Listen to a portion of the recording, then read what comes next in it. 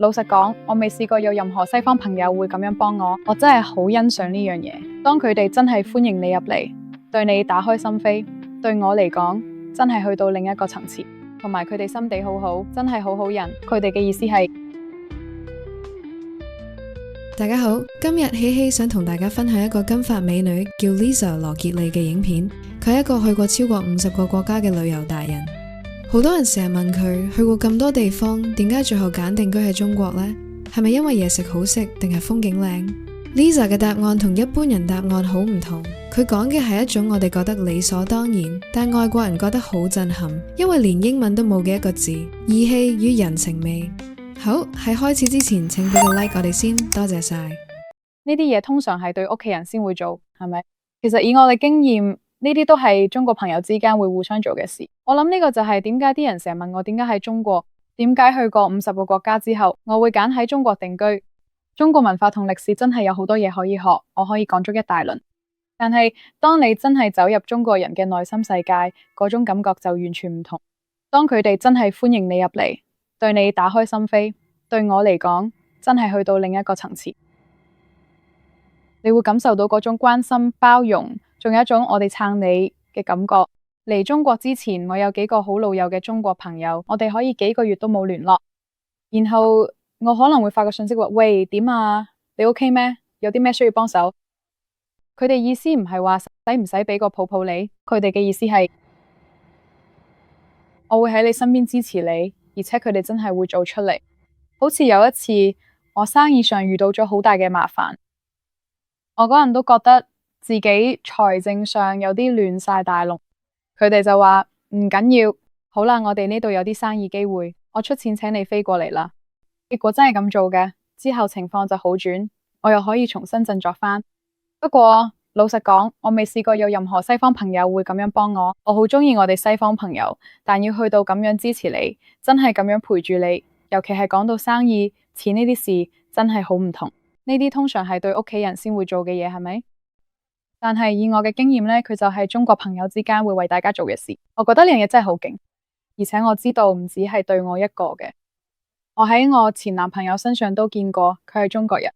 我見過佢係點樣俾錢啲唔係咁有錢嘅朋友，佢真係會一沓沓現金咁俾。我當時覺得真係好勁，而且佢又唔係想炫耀，佢係好低調咁去做，唔需要俾人見到。佢會一直喺度撐人。有個朋友有個生意諗法，佢其實深知個朋友好大機會失敗，我都會照投資落去。佢有冇攞返啲錢？冇。佢有冇照做？有。我係咪好欣賞佢哋做？係啊，我真係好欣賞嘅。呢啲只係其中一個方面啫，你知啦。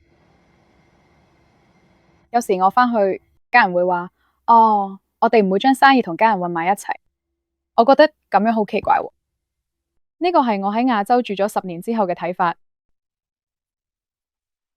我覺得咁樣其實好健康，因為如果有人有困難，無論你係經濟上有困難定係情緒上有困難都好，其實都唔重要嘅，大家都會互相支持，係咪先？我覺得呢樣嘢根據我嘅經驗，中國人真係有，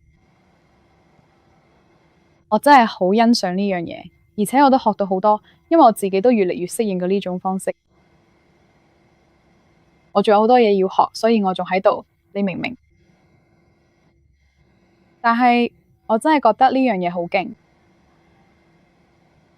我覺得呢樣嘢其實我哋平時喺中國文化嘅時候，當我哋了解中國文化嘅時候，我哋可能會睇到佢哋鍾意紅色，佢哋鍾意數字8等等。但嗰啲更深層次嘅事情，我嘅意思係佢哋亦都好重要。呢個並唔係我要講嘅重點。但係更加深層次嘅問題在於佢哋能夠有幾大嘅包容性，以及同埋佢哋心地好好，真係好好人。你明唔明？其實到最後大家都係有善心，但我覺得好多中國人身上呢種善良真係好明顯。我唔知佢哋做咗啲咩，或者點解會咁。但以我哋經歷嚟講，呢樣嘢真係好神奇。聽完 Lisa 嘅分享，唔知大家有咩感想？其實呢度正正反映咗中西方文化一個好大嘅碰撞點。喺西方文化入面，佢哋好強調 personal boundaries，即係所謂嘅個人邊界。對佢哋嚟講，朋友還朋友，金錢還金錢，兩樣嘢一定要分得清清楚楚。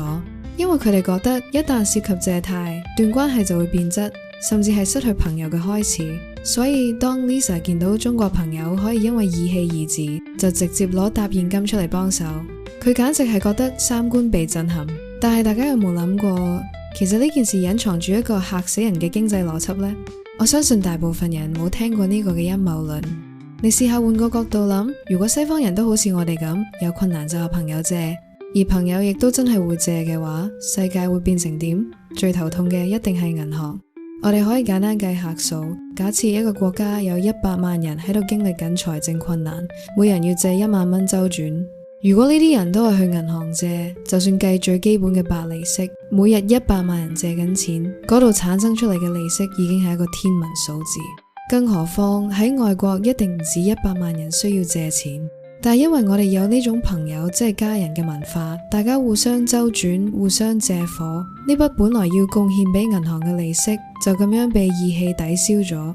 所以話呢種人情味唔單止係情感上嘅支持，喺宏觀經濟角度睇，簡直係一種強大嘅民間金融緩衝區。衰啲講，如果呢個嘅思想要進入外國，佢哋唔打擊你就有鬼啦。所以我哋覺得人情貴過錢係有道理，因為當你有難嘅時候，朋友幫你嗰份心意係連銀行都俾唔到你嘅安全感。對於一個好似 Lisa 咁隻身喺外國生活嘅人嚟講，絕對係比任何存款利息都更加珍貴。我哋成日講出外靠朋友，其實呢種文化係源自於我哋以前嘅農業社會或者宗族社會，大家互相扶持先可以生存。雖然依家社會好現代化，人人睇落都好似好現實，但係呢種根深蒂固嘅集體主義其實仲喺度。